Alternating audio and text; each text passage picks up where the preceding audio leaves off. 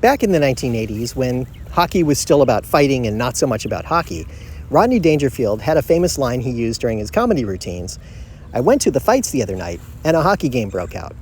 And that's exactly what happened in Game 3 of the Stanley Cup Finals this year, when the Oilers and the Panthers went at it. I mean, they really went at it. It was almost crazy how much fighting there was during the game. It felt like old-time hockey, but not in a good way necessarily. When you take a look at the stat sheet, you see just how bad it really was.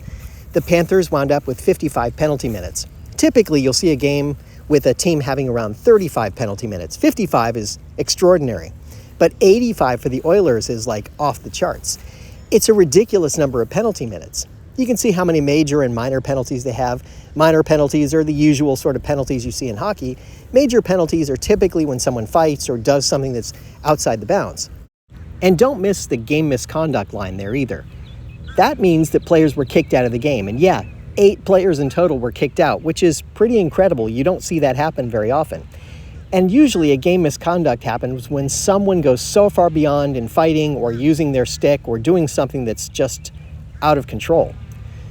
Circling back around to think about hockey from 40 years ago, there was a movie that came out in the 1970s called Slapshot. It was about a minor league hockey team, but it was really kind of an interesting look at hockey at that point in time and included a lot of shots of gratuitous fighting.